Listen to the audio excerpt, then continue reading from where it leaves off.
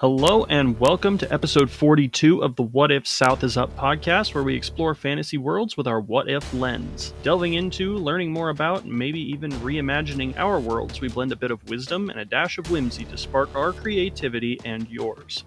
Get ready to reimagine and dig deeper as we journey from what if to what's possible. In other words, how to wing it like an author.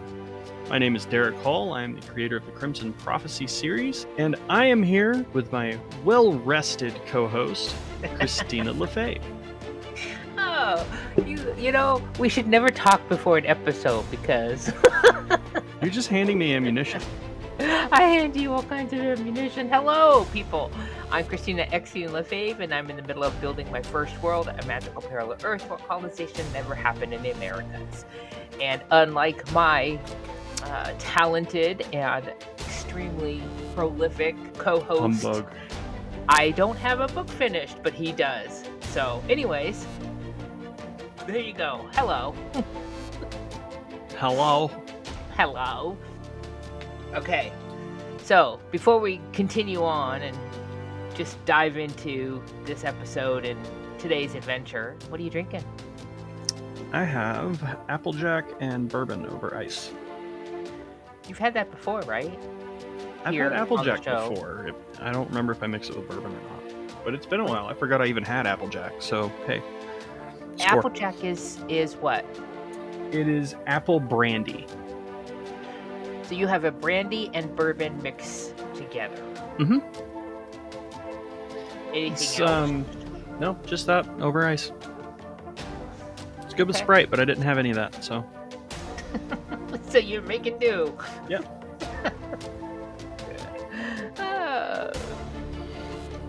What do you have? I have a blackberry hard cider. That actually sounds really good. It's by Down East, and I had their pear yesterday, which is much better than the blackberry, but the blackberry's not bad. I love a good hard cider, or a good fruited beer. I like a good hard cider, and this is unfiltered, so Awesome. I like an unfiltered cider better. Chunky. Mhm. Well, since our last episode, what's new? Any breakthroughs, fresh storytelling tricks, progress? So, yes and no. So as far as Anisha's world, I didn't touch. I haven't touched it since our last episode. Well then. Well then. But that being said, I got a huge urge, whatever, and I started a super secret nonfiction Oh, okay. You're gonna have to clue me in on this.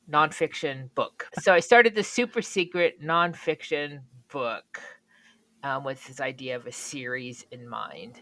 Okay. And I'll tell you off the air all about it. And Okay. I know I should be finishing the thing I've been dreaming about for 4.5 years now, but yes, but that's not how creativity works sometimes. Yeah, the mysteries of the human creative process. Right? So I just got to get this out there, just put it on paper, so to speak, and maybe the urge will go away so I can finish the other project. Anyways, that's what's been happening to me. What about you? Honey, the amount of random stories that I've started writing or have like ideas jotted down for is ridiculous. So I get it. Yeah, this is the first time I've digressed. I digress constantly. Haven't you noticed? Well, in our conversations we do all the time. But I'm saying it's the first time I've digressed from writing my novel in 4.5 years, or trying to write a novel. But so I'm not doing too terribly. But So anyways, so many this, ideas. enough about me. What about you? What breakthroughs or storytelling thingamabobby tricky things have you come across? Well, I am making slow but steady progress on the new novella, and it has proven Yay. that there's more to this writing thing than I originally thought. Mhm. Particularly when it comes to POV and how to adequately show a story playing out through a specific character's lens. There's a lot of stuff to consider there that you don't really think about, particularly when working with a more unconventional point of view, much like I am in this piece. So yeah, So you're it's a challenge. sparking. It's a challenge, and you're piquing our curiosity. So we'll want to Yes. hear more about it. But yes, No, POV is so much more. hmm, Um, it's what's more the than word I just want to changing say? the names. Like every character has a different way of looking at things, just like every person has Uh a different huh. way of looking at things, and you have to keep that in mind and take it into account. And And which one's the yeah, best one for the story? You yeah, know, and for that it's part of the story, so. What was that? There was a animated film. The caveman. Nicolas Cage was the father. the Crudes Was it the Crudes? That was the might have been. Kronks. You Let's say ask the Google. Kronks, and I think of either Kronk from The Emperor's New Groove or Christmas with the Cranks with Tim Allen. I don't know why. Let's ask the Googles. Okay. Okay, to the Googles. What's the Disney show about the cavemen animated film? Let's see if it figures out what I want. The Crudes. Yes. Okay. Okay. I don't So think that was Disney, but yeah. I'm sure it's not. I'm sure it's not. So the Crudes is you're watching it and it starts and you think the story is actually about the teenage girl, trying to seek adventure, trying to find a Mm-hmm. new. But if you actually pay attention as a writer or someone that's creating story, the whole point of view, except for the couple times that she leaves the cave, the whole story is the father's point of view. It's his story. Yes. Yes. It is There's another his one that does yes. that and does Yes. it really, really well. Right. Um, yeah. It, so it's Mitchell's amazing. versus the Machines, I believe is the name of it. It's a Well, Netflix movie, and yeah, it's fantastic. But yeah, you think it's about one of the kids, and it's actually about the dad the whole time, and it's amazing. the whole time. And he's the one that's got the character arc. He's the one that grows through this. He's the one that learns something new. He's Mm-hmm. the one that he tries to get something to go his way, a certain particular way, and then halfway through he realizes this might not be working. Yep. But he still doesn't know how to resolve it the correct way. And by the end of the show, by the end of the movie, he's the one that has changed. So Yes. yeah, I and love it when so something unexpected happens like that. I like that too. But this goes back to our talk, our moment ago we are talking about POV. How important POV is to how the story is relayed to the reader. Absolutely. I mean, it would 100%. Star Wars would be a totally different movie if R2D2's POV was through the whole thing. Yes, it would. Or 3PO. Yeah, 3PO would be boring, but Remember that scene in uh, Return of the Jedi where he's telling all the story to the Ewoks? I yeah. want the whole freaking story. I want it. Oh, that's Just because I cute. love that scene and it's so like different and overly dramatic and awesome. I love it. It is that one is pretty sweet. But yeah, so POV, yes, it's a thing. It is absolutely a thing and it is very tricky to get right. So speaking of stories, as writers, it's crucial to keep our craft sharp by diving into stories, be it through reading, watching, or listening. So, any interesting stories that you've consumed since our last episode? Um yes and no, nothing particularly new. I've been re-binging Brooklyn Nine-Nine because I love that show and Oh, it is always fantastic no matter how many times you see it. And yeah, been watching a little bit of Peaky Blinders earlier today and over the weekend and things like that. And um, as far as books go, I'm still working on Witcher and likely will be for a while. But I'm also casually rereading a book that I read years ago about the founding of Delta Force, the Special Operations Unit in the U.S. Army. yeah. So I find it interesting, particularly since it was written by one of the original members of Delta Force, and he goes through like their selection process and all their training and some of the stuff that he did, and it's interesting to me. I don't know. I think I'm of that age where every dad gets into military history, but Huh, yeah, yeah, huh. casual rereading. Well, that's cool. I Yeah, am so not interested in anything to do with Delta Force, whatever. So Good for That's you. fine. That's fine. That's fine. I'm not telling you to read it. I'm reading it and I like it. It's good that we Judge have varying me. interest. It's good that I don't like everything you like, and Yeah, ditto. well, I didn't Muppets. abandon my novel Muppets. for a nonfiction whatever, so okay. Well, it is time for Dead Darlings. That special time in every episode where we each share a single sentence from our drafts, no backstory, just the words. These lines may shine or could eventually face the delete key, but we're happy to share our wordsmithing woes and wins with fellow writers. So, Christina, what you got? The drum beats and vocals playing on the clockwork phonograph did nothing to mask the clink and rumble of the steam car making its way up the drive. Nice, nice. Using sound to set a stage. I like it. Yeah. Very cool. I think it sets a stage, but it also gives a lot of world building in there. So, It does. It does.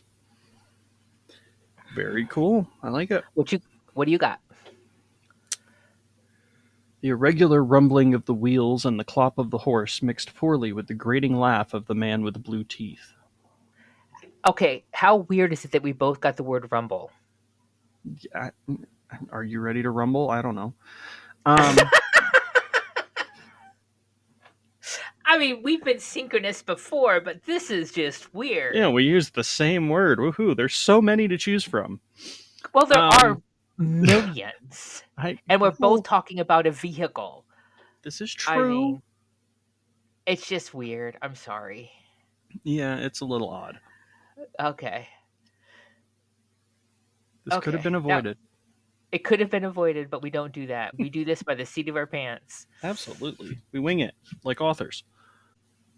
Now, on to the point of the show and our favorite game. Each week we roll a d20, which helps us randomly choose from our perpetual list of 20 scenarios.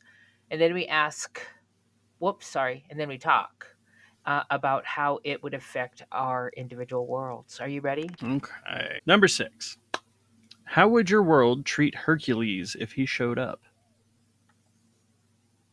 How would my world treat Hercules if he showed up? There's suddenly a super strong guy out of nowhere doing his thing, and what does your world think of it? What do your characters think of it? What do the people think of it?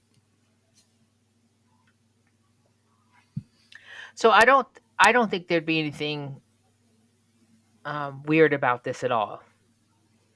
Um, because everyone that is one of the abilities in my world. But I think it would be weird for somebody to drop in that knew what their strength was or knew what their magical ability was Mm-hmm. and had it fully formed. Tell me about what would happen in your world. um, Assuming this person had all the muscles and no affiliation, I think a bidding war would start. Oh, for him. Yeah, basically, Huh. come work for me. I'll give you a house and a boat, and all the booze you can drink, and that sort of thing. So he'd I be think pretty celebrated. There would be no moment of everyone going, "Who do you it's think you are?" And it would be very unusual for a human to be that strong, okay, and I feel like that would be sought after in a way. There are other races that are that strong or stronger, but for a human or human appearing demigod to be that strong, it would be very unusual, and I think a lot of people would want a piece of that hmm. in whatever way you want to take that phrase. Um, but as far as my actual characters go, I don't necessarily think they would be a part of that, other than just trying to figure out which way his moral compass points. hmm.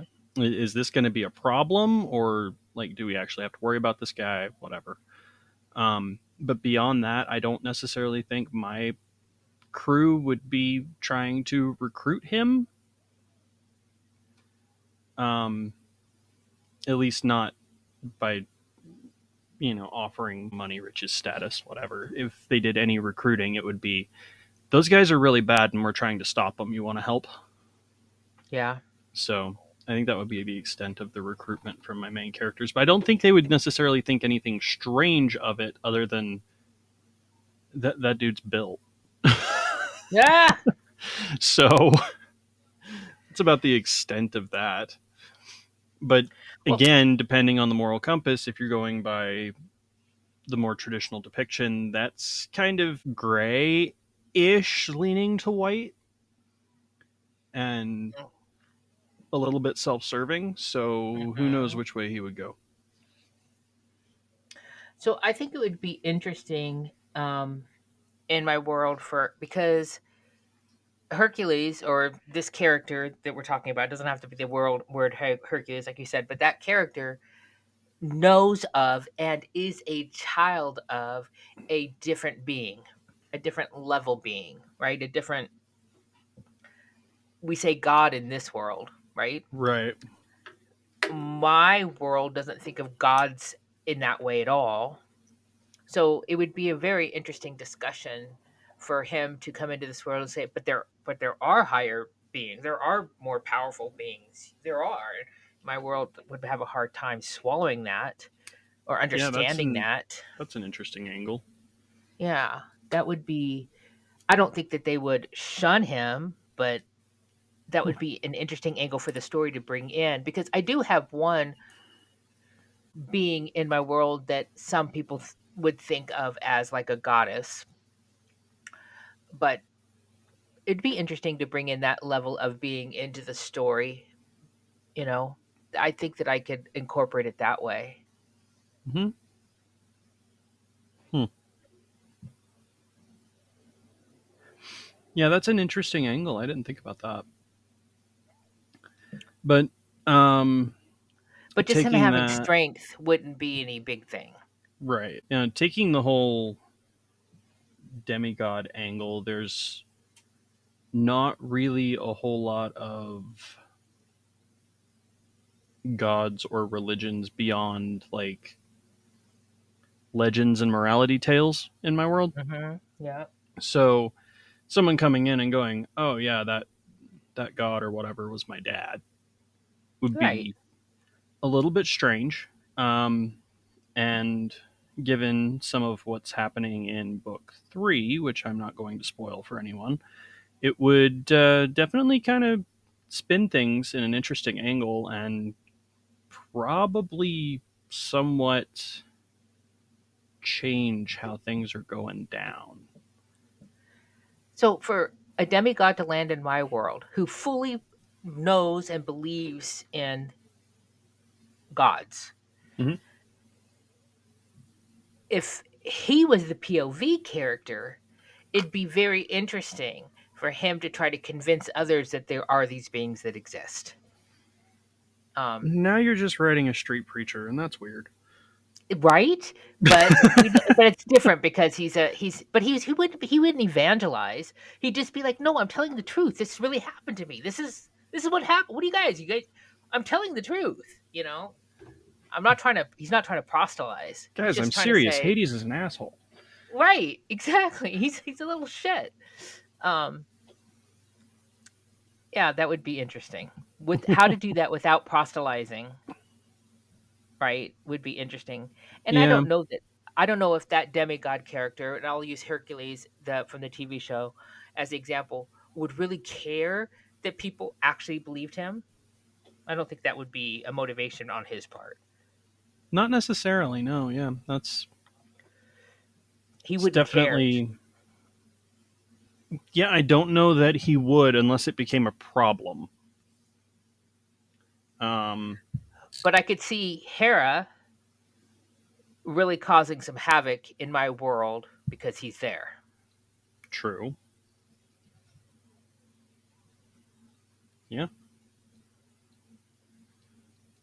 So yeah. it's like a MCU crossover, right? Oh So gosh. yeah, so we've got this crossover world that's happening. So I don't know. Yeah, it's It's definitely something interesting to think about. You know what would also would be interesting is that he goes into this world and he's got this superhuman strength, and everyone in my world's like, yeah, so what are you gonna do with it? And he's very confused by this. Yes, he would be very confused by what? Nobody wants me to, you know, lift their house for them? What? What? Nobody So cares used that to being the as belle of the ball, and exactly, and now nobody cares. nobody cares. Yeah. What, I'm like everybody else? Yeah, so I think that if he landed in my world, it'd be more about his story than about how him is affecting my world. Well, given certain elements of that mythology, I could see him picking a fight with a minotaur and that ending very badly. For the Minotaur? No.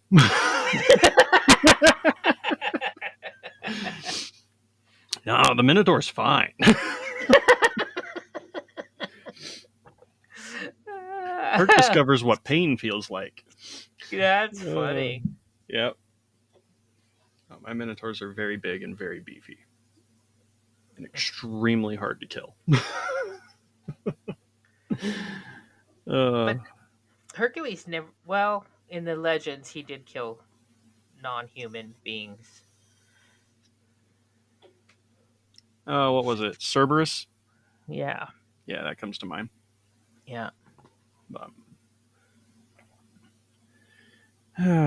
Poor dog. But it would be also be interesting to have Hercules end up in a world that had steam cars and blimps and Mm-hmm. Mm-hmm. you He'd be know very confused. he would be very again, this is his story coming into my world, not Sorcery. yeah. He would be very that would be very difficult for him. That'd be a very Yeah. difficult transition. I forget what movie it was. I saw a movie years ago where somebody from like peak industrial revolution, like late 1800s, gets dropped into a modern world Hmm. and was extremely confused by it. It was a good time. It was a barrel of laughs. Well, that's what the whole premise of a Connecticut Yankee in King Arthur's court. That was the whole Mm-hmm. premise of yeah. Yep. Yeah, I forget Which what he was movie that was, but well, actually, that was written by I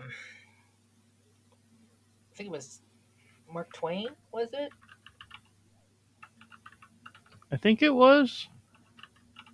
You're googling. You're going to the Googles I am. twice in one episode. We're googling. We are googling. Mark Twain. Yes. I tried to read that book. It was back many, many, many years ago, and I was uber poor, and I didn't have money for um, the ebook. So I found this place where you could actually download free ebooks, Mm-hmm. and it was so chopped up, and that it was just horrible to read. It was just, it was The horrible. Gutenberg Project. Yeah, Yep. was that what it was? That still exists. It's a collection of largely scanned Yes, physical copies but of. it was OCR, so it was character recognition. So they scanned it, and then Yep. OCR, and then and then it was just horrible. It was just so. Yep. I should actually buy or go to the library and go get the real book. And I have an e-reader for a reason. Yeah, the Gutenberg Project still exists. It's a massive collection of digitized public domain works. The only thing I didn't And like about that story, the King Arthur court thing, mhm, was that he was so lucky. You know how they say in stories um, that anything that happens by chance should not be in the character's best interest, right? It should work against them, not be for mhm. them. And it was there were so many coincidences. They happened to know the answer to something just as he was in the middle of a crisis, you know. So it got a little boring. He was a little Mary Sue, I guess. Hmm. Apparently, there is also a film by the same name from 1949, starring Bing Yes, Crosby and Rhonda Fleming. yes, yes. And I actually saw that movie. Yes, Mm-hmm. In yes. 1949. I'm not that old. Oh. Oh. Okay. My bad. No. It's back when TCM was a thing. Remember Oh, Turner Classic Movie Station on cable? oh, yep. Yep. Before they sold out after Turner died. Yep. Anyways, yeah. Mm-hmm. Well, that was fun. That was fun. We didn't digress as much as usual. No. If you're a world builder crafting your first universe, or a PC creator, and this includes the D&D game masters, writers, authors, or any imaginative soul, we would be thrilled to have you join our podcast. Drop us a line through whatifsouthisup.com or send a message via our Facebook page. We would be honored to make your world the star of an episode, or maybe even a few. Remember, our list is always open for new what if questions, what if scenarios. If you have a unique twist, by the way, you heard Mr. Hall say at the beginning of the show that we have to rework it, so we'd really like to hear your ideas. Yeah. If you have a unique twist and you'd like to have us explore, send us your ideas, and we'll even give you the credit. Yeah. You can do this by visiting our Facebook page or sending us an email. So, Mr. Hall, how can folks find you on the Googles? My website is derekHallAuthor.com, but you can also find me as dhallauthor on the Clock app, Facebook, and just about anywhere else. I don't think I'm actually quite Googleable yet, but you can find my website at uniquelyxtina.com, and I do like to scroll around on TikTok, and I'm on Facebook for sure. Oh, and occasionally Insta. Anyways, there you go. Yay! Yay. That was quick, easy, down and dirty. Yeah. Quick and dirty. Please let us know that you hear us. We want to know that we're not alone out here in the ether. Say hello. We are alone in the ether. The internet is a lonely place. It is a lonely place. It's dark and lonely. Yes. It's not like Tron told me it would be. Or like Ralph Breaks the Internet. Yeah, that. I want to see that one. You haven't seen that one? No. Oh my god, it's so good. The little candy princess girl gets a Disney princess song, and it's amazing. I'll have to watch that one. Yeah, please do. It's awesome. I want to know what you think of it. Okay. Yeah. Okay. Bye, everybody. Bye-bye.